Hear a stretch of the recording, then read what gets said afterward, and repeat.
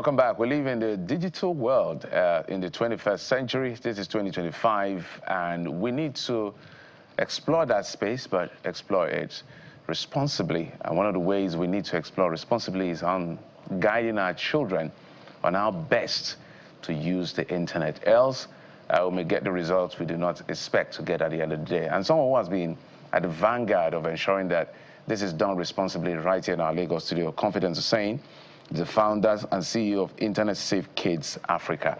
Welcome to the program. Thank you very much. What triggered the idea for you? Okay, this whole space of internet safety with focus on children actually started like 8 years back. I was the lead of a cybersecurity team whose focus was on young children. We actually were going into schools to establish online safety clubs.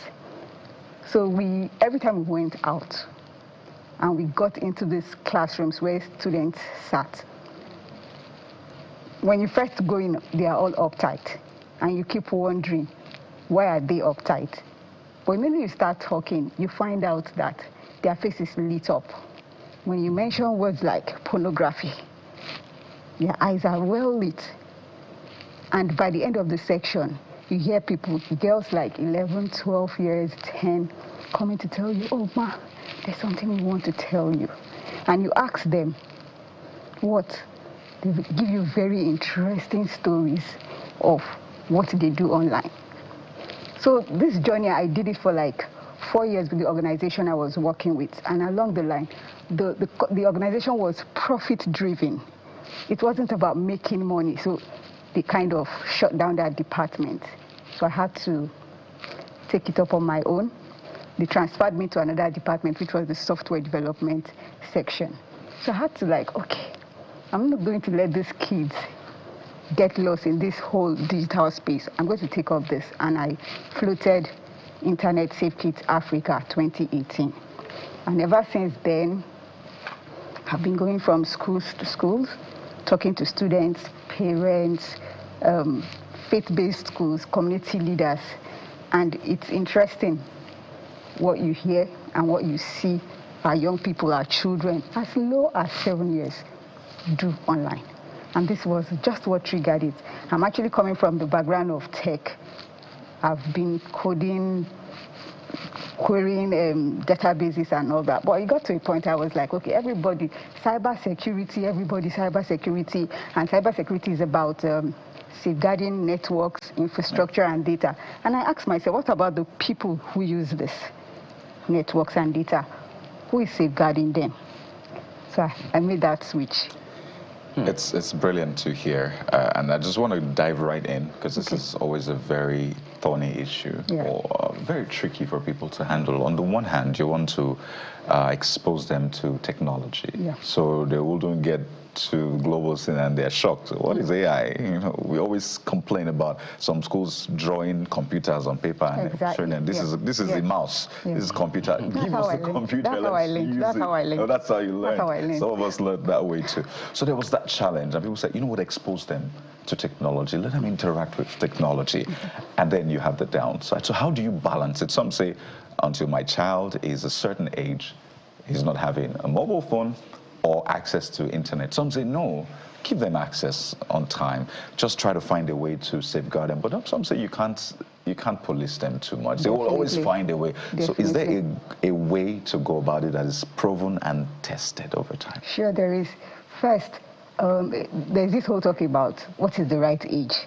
There is no age. There's no age. There's no age. And I can say it categorically here, there is no age. What we need to ask ourselves are kids, how responsible are they to be online? For the fact that you have a child who can carry their plates to the kitchen or wake up in the morning and lay their bed, do we give that child your car to drive? We don't.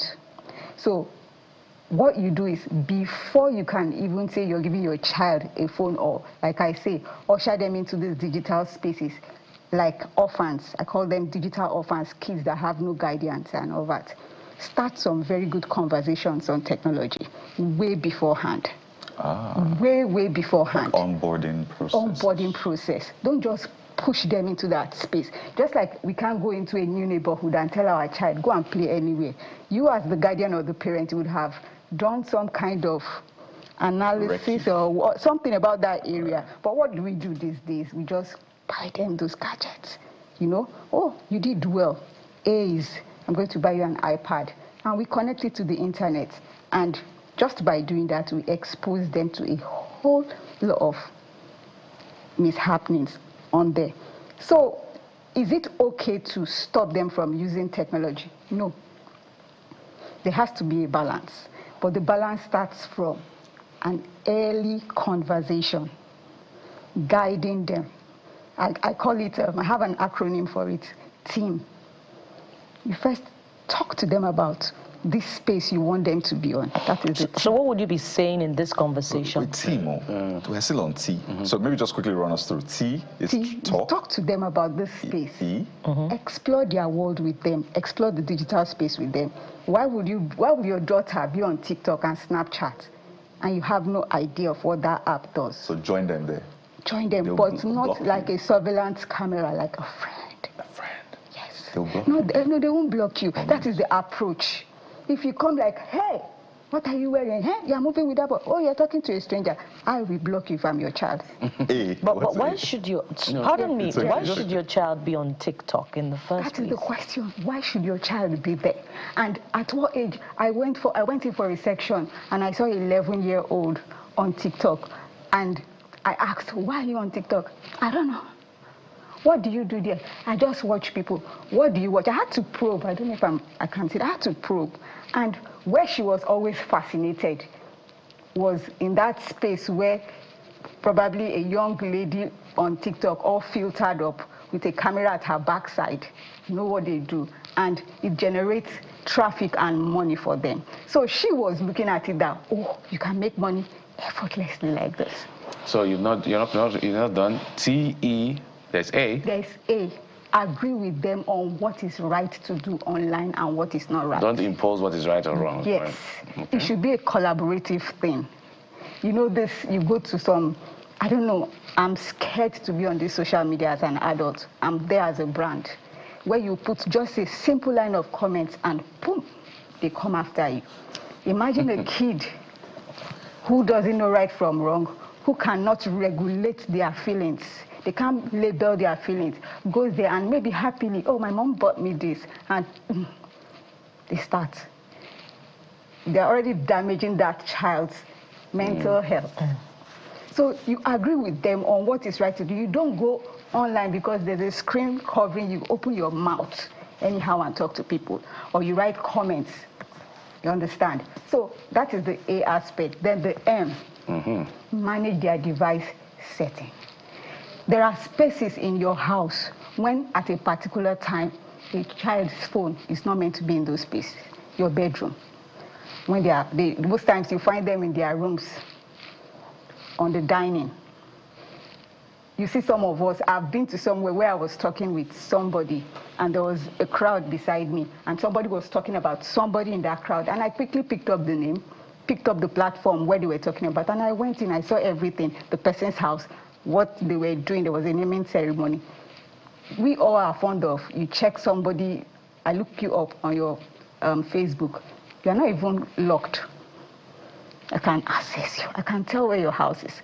There's something called cyber psychology. I can go through your timeline and determine to a level what your lifestyle is, where you're moving to, where you have lived, where you're working. We'll manage their device setting. Work with them collaboratively before you can even think of saying, okay, this is the iPad or this is whatever device, go online. So it's the team. Work with them as a team. I'm both scared, excited, and... My last question, or my question would be, and I think that would be the last, the reach that you've gotten to with this work of Safe Internet for Africa. What spaces, have you carried this work to, and what's been the reception like? Okay. We've covered quite a lot of people, but there's still the struggle of people not thinking that there is need to talk about online safety. So we've done like over 2,000 schools, over 300 teachers, because we also train the teachers. And something interesting, I actually like going to the underserved communities where we look at the digital divide. They don't have an access to phones. They are the ones actually really using this. So basically, I do both the rural and the urban areas when it comes to this online safety talk. Well, thank you so much. I can't forget team in our head. Yeah. Confidence is saying is the founder, CEO of Internet Safe Kids Africa. Thank you for the work you do. It's an important work. So we appreciate you for coming on the program. Thank you very much. Thank you. We will now take a quick break. When we come back, we'll bring you the very last part of the program. Join us again.